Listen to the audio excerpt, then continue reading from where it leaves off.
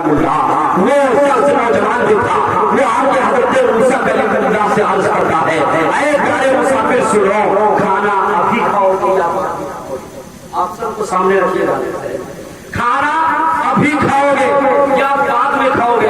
हजरत मूसा कलीमुल्लाह पूछते हैं कि अगर अभी खा लेता तो हो सकता हो या अकेले में कहीं इबादत कर लेता हो, लाओ ये बोलता हूँ कि अभी नहीं साथ में, यानी उसका हर वक्त देखना चाहते थे कि इबादत करता है।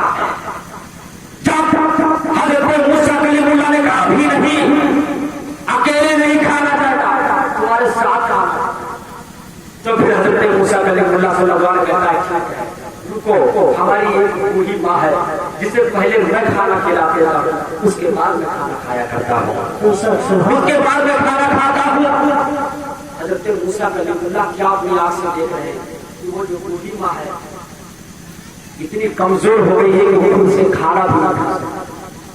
वो कसाब रोटी के टुकड़े अपने मुंह में डालता है और डालने के बाद उसे बारीक करता है और बारीक करने के बाद अपने माँ के मुंह में डाल के खिलाना शुरू कर देता है। माँ हो तो ऐसी हो और बेटा हो तो ऐसा हो, पूरा खाना खिला देता है और खाना खिलाने के बाद फिर हजरत मूसा कलीमुल्लाह ये भी एक साथ में खाना उसके खा लेते हैं और खाने के बाद में फिर माँ कहती है बेटा चराग को बुझा दो, चराग को बुझा दो। जब चराग को बुझा देता है तो रात की तन्हाई में वो जिस माँ को बेटा अपने मुंह के निवाले पे आ रहा था वो माँ अपने हाथों से रात की तन्हाई में उठा देती है, रात की तन्हाई में उठा देती है। मेरा बेटा नमाजी तो नहीं है, मेरा बेटा गाजी तो नहीं है, मेरा बेटा खैरात तो नहीं कर पाता है, लेकिन वो मेरी सेवा बहुत करता है, मेरा ख्याल बहुत करता है, मेरी बुजुर्गी की इज्जत बहुत करता है। अरे जब मैदान नाचो कायल होगा उसे कुछ मिले ना मिले, लेकिन मेरे बेटे का हक मूसा कलीमुल्लाह के साथ कर देना, मूसा कलीमुल्लाह के साथ कर देना। तो क्या होगा, ये माँ की दुआ का असर है कि अल्लाह कह रहा है ऐ मूसा कलीमुल्लाह तुम्हारा हजरत का साथ के साथ होगा। मूसा कलीमुल्लाह अपनी आंख से देख रहे हैं कि एक का साथ में घर है, माँ दुआ कर रही है ऐ अल्लाह मेरे बेटे का हक कल मूसा कलीमुल्लाह के साथ लगा देना। अल्लाह इस दुआ को कबूल कर लेता है। और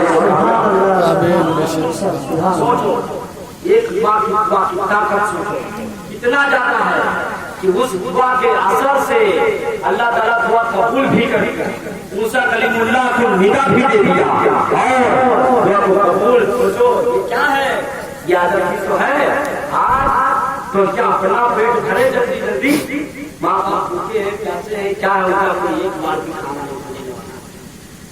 बहुत ये परिवार में हो रहा है, बहुत ये जगहों पे हो रहा है यारो, इसे अपने दिल के दायरे में नोट करो, इस चीज को खत्म करो, वरना माँ बाप की फतवा अगर लग गई तो कोई फकीर भी काम नहीं आ सकता। माँ बाप की फतवा अगर लग गई तो कोई फकीर भी काम नहीं आ सकता, और माँ बाप की दुआ अगर लग गई तो कोई पहाड़ भी तुम्हारा कुछ नहीं बिगाड़ सकता।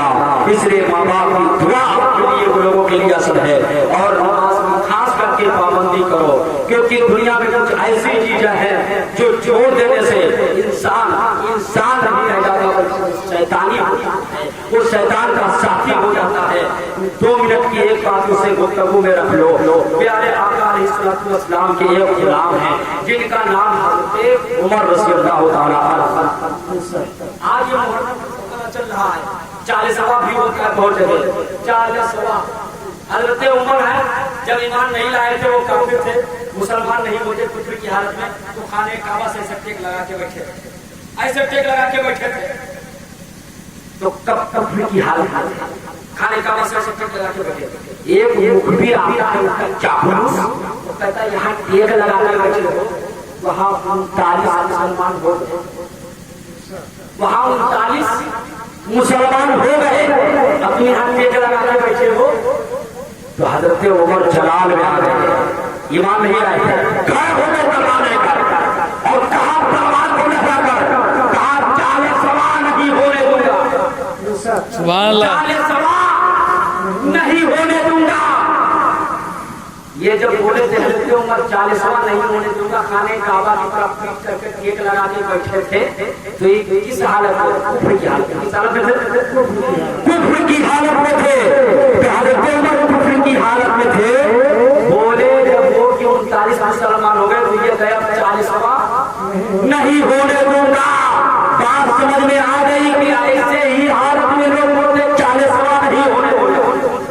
ऐसे ही हालत में लोग बोलते 40वां नहीं होने दूंगा। कोई बोले 40वां नहीं होने दूंगा, समझ जाना लगते हो तो कोई हालत में बोलते, ये भी उसी हालत में बोलना 40वां नहीं होने दूंगा, 40वां नहीं होने दूंगा।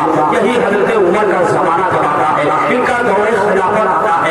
एक बूढ़ी है, कटोरे में तेल लेकर जा रही है, जरा सी ठोकर लगती है, जमीन पे तेल गिर जाता है, जमीन तेल को पी जाती है। वो बूढ़ी है, मजदूर है, गरीब है, परेशान है, बेहाल है। वो हजरत उमर फारूक आज़म रज़ियल्लाहु तआला अन्हु के बारगाह में हाजिर होती है, अर्ज करती है, ऐ प्यारे उमर, आप इस दौर के खलीफा है, आप इस दौर के उम्मुल मोमिनीन है, आपको अमीर है, हमारा तेल जमीन पर गिर गया है। हमारी गरीबी ये है कि हमारे पैर में चप्पल भी नहीं है। हमारी गरीबी ये है कि हमारे हाथ में जो है आशा भी नहीं है। हमारी गरीबी ये है कि हमारे बदन पर सही कपड़े भी नहीं है। हमारी गरीबी ये है कि हमारे घर में खाने के लिए खाना भी नहीं है। ऐ प्यारे उमर, हमें इंसाफ दिलाया जाए। जमीन पे ठोकर लगी और मेरा तेल गिर गया है, जमीन से हमारा तेल मुझे पिला दिया। ये बहुत कड़क बर्दाश्त करते, बहुत इंसाफवर थे। हजरत उमर के पास कोई भी अगर सवाल पहुंच जाता था तो वापिस नहीं कोई होता था उसका इंसाफ देगा।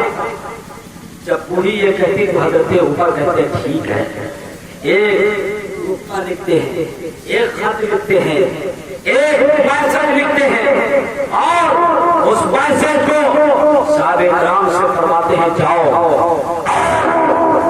इसको जहां पे जमीन दी गई है उस पे रख देना और कह देना इस पर्चे को उमर फारूक ने भेजा है। सुभान अल्लाह। इस पर्चे को उमर फारूक ने भेजा है। जब जैसे ही उस गुफा को जहाँ पे जमीन तेल पी गई थी, जैसे ही उस जो है कागज को, उस कागज के टुकड़े को जैसे ही रखा जाता है और फरमाने उमर सुनाया जाता है, उमर फारूक आज़म ने इसे भेजा है, जमीन तेल को उबलना शुरू कर देती है। सुभान अल्लाह। जमीन तेल को उबलना शुरू कर देती है। आखिर उस पर्चे में लिखा क्या था कि जमीन तेल उबलना शुरू कर देती है। दुनिया में कोई ऐसा माल जो जमीन तेल पी जाए, जमीन पानी पी जाए और जमीन की छाती से तेल निकाल दे, जमीन के सीने से पानी निकाल दे, कोई ऐसा पैदा नहीं हुआ है। लेकिन गौर करो, जब लोग पूछते हैं जाके कि आज उमर फारूक आज़म आपने उस मुद्दे में लिखा क्या था, आपने उस खत में लिखा क्या था, आपने उस बच्चे में लिखा क्या था, जिसको सुनकर वो जमीन तेल को वापस दे देती है। तो हज़रत उमर फारूक आज़म फरमाते हैं कि जब वो पीढ़ी मेरे पास आती है सवाल लेके, तो मैं उस रुके में ले देता हूँ कि जाओ जमीन पर रख दो और जमीन से कह देना क्या जमीन आज तू पूरी के तेल को वापस कर दे। अगर वापस करती है तो ठीक है, अगर नहीं वापस करती है तो कल तेरे सीने में बेनमाजी को दफन कर दिया जाए। सुभान अल्लाह। जमीन लड़क जाती है। हज़रत उमर फारूक आज़म का रुखा देखकर, उनका सवाल सुनकर, क्या जमीन इस बूढ़ी माँ की तेल को वापस कर दे। अगर तू इस तेल को वापस नहीं करेगी तो कल तेरे सीने में बेनमाजी को दफन कर दूंगा।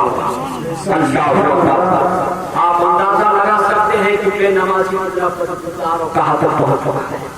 यानी बेनमाजी को जमीन भी अपने अंदर लेना बेहतर नहीं समझती है।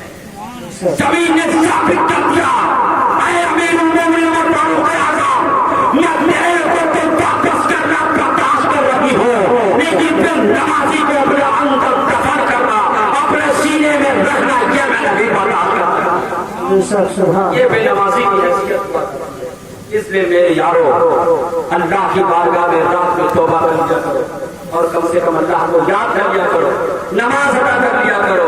और मुसलमान को बिगड़ा है ये है पूरी रात नाचे देखो, मिलाद हो, मत आओ। अल्लाह तबारक व तआला की दुआ है कि अल्लाह तबारक व तआला हम सबको अपने सलीम अता फरमाए। अगर प्यारे मुस्तफा की मिलाद की महफिल कहीं मनाई जाए, उसमें आने की तौफीक अता फरमाए, उस पे अमल करने